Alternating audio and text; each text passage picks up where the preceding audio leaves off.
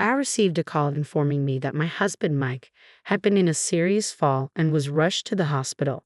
When I arrived, the doctor assured me that the surgery had been successful, but Mike was still unconscious. He could wake up soon, or it might take a year, or even 10. Overwhelmed by the news, I sank to my knees, consumed by despair.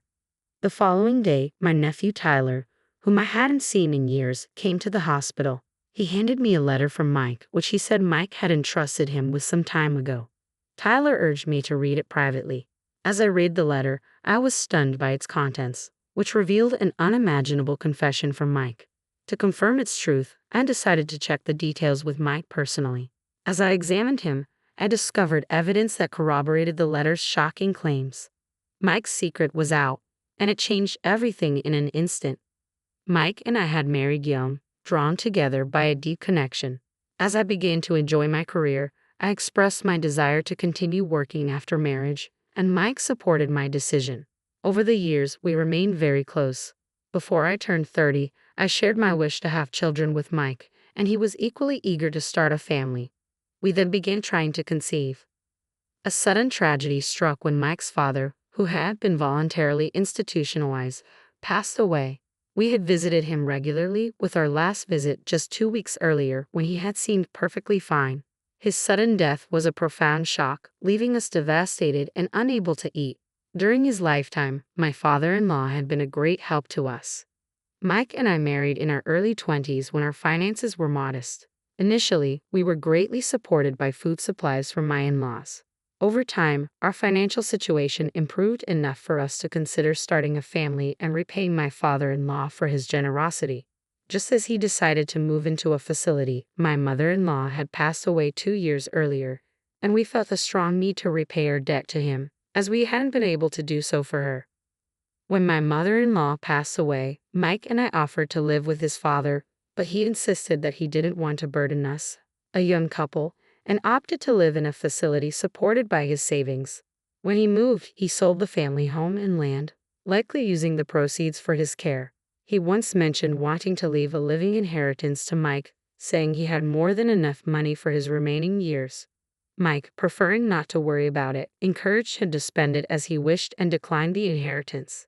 Who could have foreseen that my father-in-law would pass away so soon after my mother-in-law? Mike regretted not insisting on living together and not repaying his father's kindness, but we couldn't dwell on that forever. The ordeal of my mother-in-law's death was about to repeat itself. Mike has an older sister who has been problematic, and I had barely met her. When my mother-in-law died, she was solely focused on the inheritance, showing no concern for our grieving father-in-law or us. Even before the funeral, she demanded her share of the inheritance in a commanding tone. To quiet his demanding daughter, my father-in-law gave her what he called severance money, under the condition that she never show her face to him again. We interpreted this as a form of disownement. Since then, she hasn't contacted or appeared before him, and he hasn't disclosed his whereabouts to her. Mike and I were unaware of the sale of his parents' house, which meant his sister likely hadn't visited either. She probably didn't know the house and land had already been sold. Given her personality, she might demand a share of the sale proceeds once she finds out. While we could keep my father-in-law's death a secret, dealing with her complaints later would be problematic. Therefore, we decided to contact her and divide everything equally to avoid future conflicts. The issue was the will.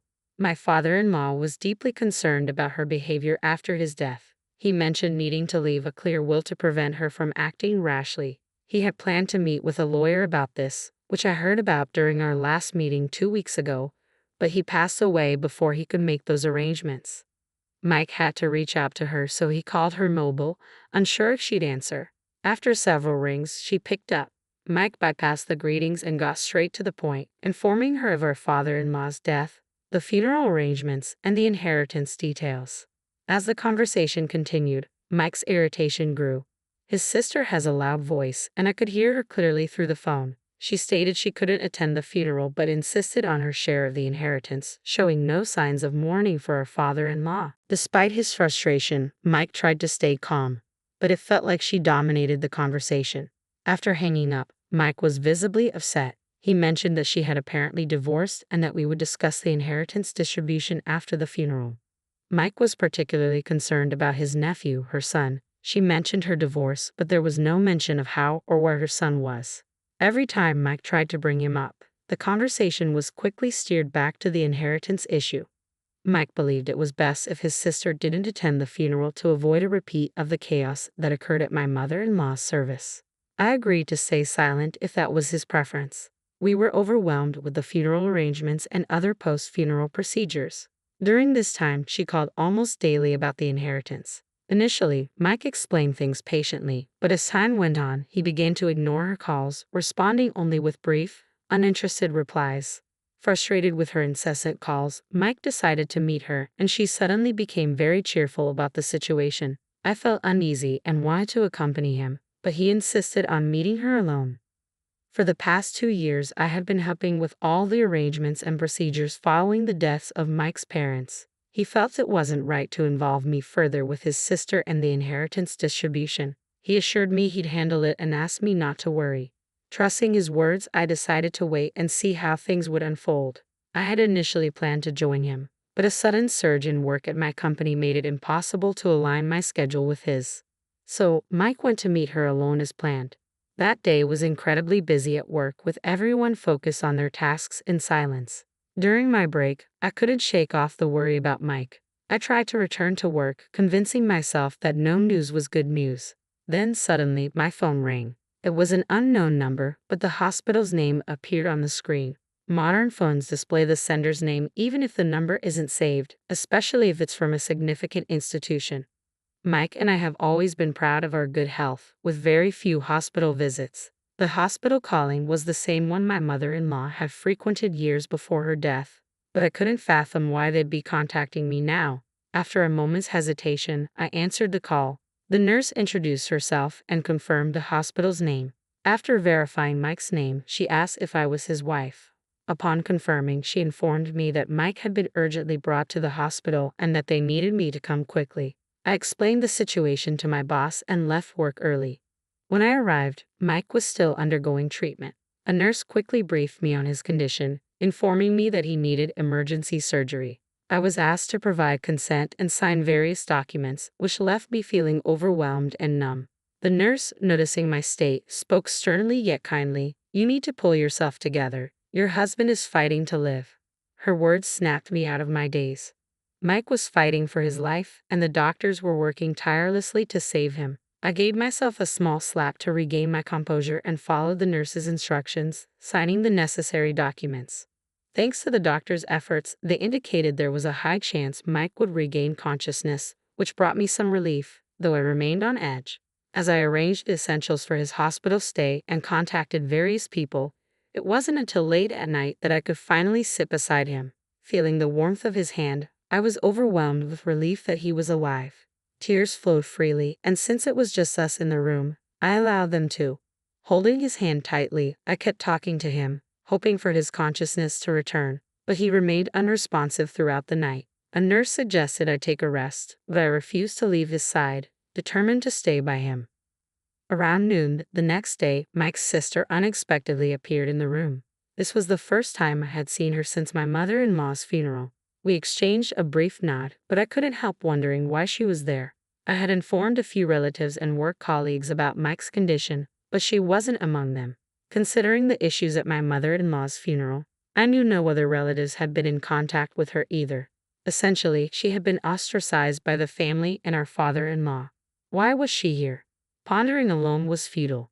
I asked her how she knew about the hospital. It's common to hear stories about someone spotting a known person at a hospital, but I hadn't stepped out of Mike's room. It was impossible for her to have seen me anywhere else in the hospital. Does it even matter? What's going on with him? Is he brain dead? Does it look like he'll make it, huh? Her question, assuming brain death based on his unconscious state, seemed incredibly insensitive. Shouldn't a normal reaction involve asking about his safety or his chances of recovery? She seemed to have already given up hope. So he hasn't regained consciousness. Guess he doesn't have long then. Since I made the effort to come here, you should at least cover my travel and meal expenses. Her attitude was infuriating. I hadn't invited her, and yet she had the audacity to demand compensation for her unwanted visit. Struggling to keep my irritation hidden, I reminded myself that we were in a hospital, surrounded by other patients and close to the nurse's station. The last thing I wanted was to create a scene in front of Mike. I pulled out a bit more money than necessary from my wallet and handed it to her, anticipating her dissatisfaction with a lesser amount. I didn't want to engage in further conversation with her at this moment. Seemingly satisfied with the amount, she left the room with a light step, mentioning she was going to eat, but just as she left, she stopped and called her son into the room. "You know who this is, right? My son, your nephew. I'm going to eat, so look after him for me," she commanded, her tone authoritative, before swiftly walking away from the hospital room, her heels clicking sharply on the floor. She moved so quickly that I didn't even have a chance to respond. The boy left behind seemed hesitant at first but then approached me with a determined look. "Hi, I have something Uncle asked me to give you." The boy seemed to be referring to Mike. He gestured for privacy, so I crouched down to his level. He pulled something from his pocket and handed it to me. "Uncle said to give this to you without Mom knowing. He said if I do well, I might be able to live with Dad. I did it right, didn't I?" I patted his head a few times, assuring him he had done well. The item he handed me was a crumpled piece of paper, torn from a notebook. I quickly unfolded it and began to read. Mike and his sister were initially supposed to meet at a cafe, but on the day of their meeting, she suddenly called him to her house. Mike wrote that he sensed something was wrong and decided to document the events while watching for an opportunity. He mentioned a mysterious injury he had sustained around the time of his mother's death, which was news to me. It seemed he had treated it himself without my knowledge. The letter made me wonder why he was bringing this up now. As I continued reading, an unbelievable tale unfolded. During the disputes over his mother's inheritance, Mike had felt an odd sensation in his leg after walking through a crowd. He discovered a deep cut on his thigh and found a utility knife in his pocket, which he used for work. The blade wasn't exposed, but he figured it might have accidentally cut him. The wound appeared minor and likely to heal quickly, so amidst the chaos, he decided not to tell me and took care of it himself. However, his sister was now suggesting that she was responsible for the injury. She claimed she had inflicted it in the crowd, aiming for an artery but failing. She even knew the exact location of the wound. I checked Mike's thigh while he was unconscious and found the old cut. It wasn't that I doubted him, but part of me had hoped that such a wound didn't exist. The idea of someone harming another for inheritance was appalling. While receiving an inheritance is certainly better than not, causing harm to increase one's share is utterly reprehensible. However, despite my wishes, I found an old cut on Mike's thigh, clear evidence of his sister's malicious intent. As anger surged within me, I carefully redressed Mike and turned my attention back to the letter. Mike wrote that he was convinced his life was in danger. The hurried scrawl indicated he had written it while his sister briefly left the room. It was peculiar that she had insisted on having her son, Mike's nephew, present during their inheritance discussion. Before she was disowned, Mike had been very fond of his nephew, and she likely remembered this. It seemed she planned to use her nephew as emotional leverage to secure a larger share of the inheritance. Feeling threatened, Mike had instructed his nephew to give me the letter if anything happened to him. He mentioned in the letter that there was evidence in the inner pocket of his jacket. I searched the jacket he was wearing at the time of his accident. The bloodstains from the fall highlighted the severity of the incident. I hadn't touched it since the nurse handed it to me along with his other personal belongings. Following his instructions, I reached into the inner pocket and found a hard object. It was a voice recorder. I recalled the doctor mentioning that people usually try to protect their heads during a fall, but Mike had injuries on his arms that suggested he was shielding his chest. The doctor had even asked if Mike had any heart conditions, which was surprising since Mike always boasted about his health and had never suffered from any serious illnesses. The voice recorder in his chest pocket explained everything. Mike had protected it to preserve the evidence at the risk of his own life. I played the evidence Mike had risked his life to protect and was left speechless. The contents were so shocking that I couldn't find the words to express my astonishment, but it was undoubtedly incriminating evidence against his sister. I immediately contacted the police. Shortly afterward, Mike's sister returned, her demeanor cheerful as she patted her stomach, seemingly satisfied with something. She demanded the chair I was using, sat down, crossed her legs, and began touching up her makeup. When I asked her about the outcome of the inheritance distribution, she claimed that Mike had agreed to give her a larger share. When I inquired if she was with Mike when he fell, she said they had parted ways right after leaving the cafe where they met and insisted she knew nothing about the accident. She was lying. The discussion had been abruptly shifted to take place at her house, and all the subsequent events were captured on the voice recorder Mike had protected. I decided not to confront her lies immediately, but instead asked about other things. Memories with Mike and their father, why she hadn't mentioned her divorce earlier, and how she was living now. I also inquired about when she left the restaurant, how long she stayed there, and the name of the place. However, she soon became irritated and pushed me away, shouting, "He was my father. You're just an outsider who married into the family." Indeed, I might not have a direct connection to the inheritance, but Mike's life-threatening accident certainly involved me, so I pleaded with her to tell the truth. "Do you think I'm lying?" she retorted, visibly outraged. I played the voice recorder that Mike had risked his life to protect. It began with Mike expressing concerns about the difficulty of their conversation and his intention to document it for evidence. His sister immediately pressured him for a larger share of their father's inheritance. Initially, she was somewhat reserved, claiming she needed help raising her nephew alone. But when Mike rejected her suggestion, insisting she ask her ex-husband for child support, her demeanor shifted dramatically. She confessed to having inflicted the cut on Mike's thigh during the dispute over their mother's inheritance. "I thought if you were out of the picture, I'd get more," she said gleefully. Though she admitted to being scared back then, limiting her actions to just a cut, she now boasted about her ability to make it look like an accident. "Be careful of your back in high places. I'm always watching for a chance," she threatened. The fear and tension in Mike's voice were palpable through the recording. Sensing the danger of staying at her house, he cleverly changed the topic and suggested moving to a public place. "There's a great fish restaurant nearby. Let me treat you, sister. Why don't you get ready?" Suddenly, her demeanor changed and she left to prepare. In that moment, Mike quickly wrote a letter to me, entrusting it to his nephew. In a hushed voice, he mentioned the voice recorder, hoping I would find it, but just in case, he gave the letter to his nephew. After leaving her house for the restaurant, Mike treated his sister to lunch, but she remained her usual self. Upon leaving the restaurant, Mike suggested consulting a lawyer due to the deadlock in their discussion. When Mike said he was heading home, his sister insisted on accompanying him to the station. During their walk, she tried to dissuade him from involving a lawyer, claiming it would complicate matters. When Mike refused, she began shouting at him in the street. Remaining calm, Mike insisted that involving a third party was the best option and mentioned that he would speak to a lawyer he knew. Suddenly, there was a sound like something falling or rolling, followed by commotion and voices calling for an ambulance.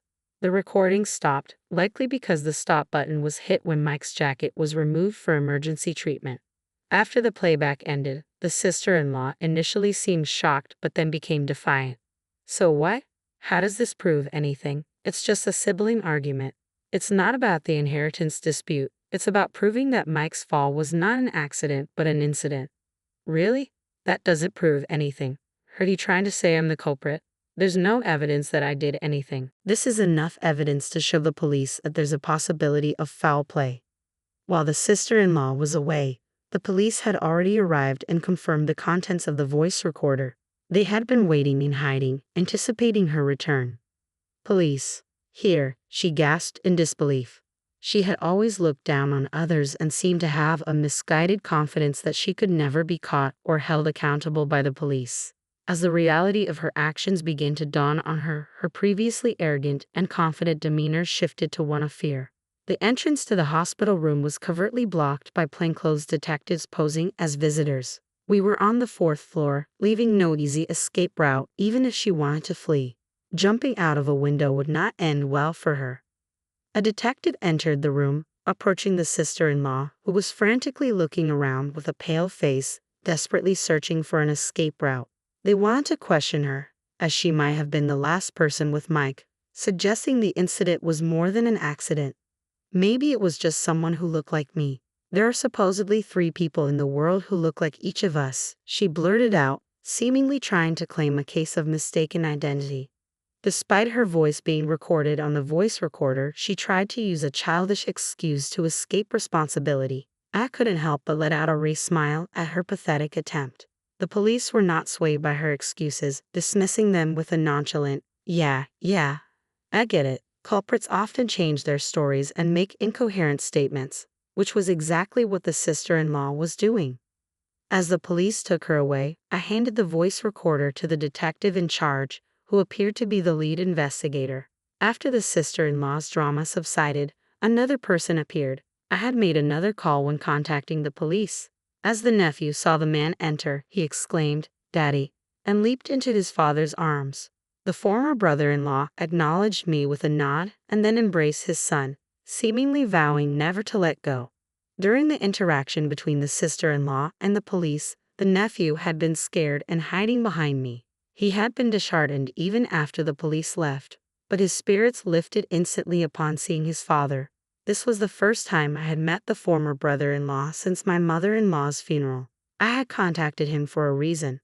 The voice recorder Mike had safeguarded revealed the sister-in-law's true feelings about her son. She bluntly stated that she never wanted a child and only gave birth because she had to, never feeling any affection for him. Childcare was mostly left to the former brother-in-law, and his parents had often helped. So when they divorced, he thought he would easily get custody. However, desiring child support, the sister-in-law managed to convincingly portray herself as a devoted mother and won custody. It seems that mothers often have an advantage in custody battles.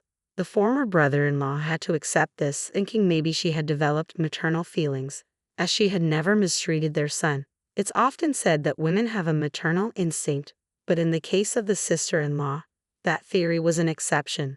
In reality, she only took custody for the child support and squandered the money on herself. Her cruel behavior towards her son, such as depriving him of food and locking him in a closet, was apparently routine. Mike's letter revealed his desire to rescue his nephew from this situation, even if it meant giving up his entire inheritance. Mike's insistence on involving a lawyer was not just about the inheritance but also about his nephew's welfare. I couldn't help but feel that behind my husband's unwavering determination, even in the face of the danger posed by his sister, there was a resolve to save our nephew. It made me realize that I, too, needed to uphold that determination. I never relied on the inheritance. While having it is better than not, we are young and capable of earning our own way. I wouldn't blame Mike for giving up his inheritance, especially if it was for his nephew's sake. Mike believed that by offering the entire inheritance, the sister-in-law, driven by greed, would relinquish custody of her nephew. The letter also mentioned that once the nephew was safely away from his mother, he would be entrusted to his father.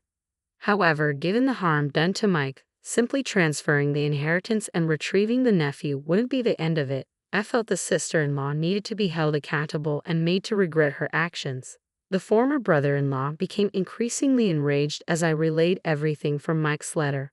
Seeing his drastically changed son, he blamed himself for what had happened. After the divorce, the nephew lived with his mother, but the former brother-in-law had managed to secure a monthly visitation agreement. However, while the sister-in-law consistently demanded child support, she never allowed the former brother-in-law a single visitation. She continuously made excuses to refuse him access to their son, threatening that if he persisted, he would never see his nephew again, leaving him powerless. Expressing regret for not confronting my sister-in-law sooner or secretly checking on her, her ex-husband apologized repeatedly to his nephew. He then resolved to confront his sister anew. It turns out she had already been reported not only for the suspicious circumstances surrounding Mike's fall, but also for her mistreatment of the child. The youth division arrived, expressing a desire to hear from the nephew. As a guardian, my ex-brother-in-law accompanied him, and I was asked to join as well. Mike's recovery is uncertain. He might regain consciousness in an hour or even a year. Given the urgency of the nephew's situation, prioritizing him seemed the right choice. At the police station, a confrontation unfolded between my ex-brother-in-law, who was accompanying his nephew, and Mike's sister, who was still only a person of interest at that point. In a moment of distress or perhaps sheer folly, she began making outrageous accusations. "It was him. This man told me to do it. He's a demon. I'm the real victim here, seduced by a demon into marriage." She hysterically referred to her son as a child of a demon. Her ex-husband couldn't remain silent. "What do you mean, child of a demon? Stop harming the kid further. After pushing Mike down and all your excuses, blaming others makes you the real demon."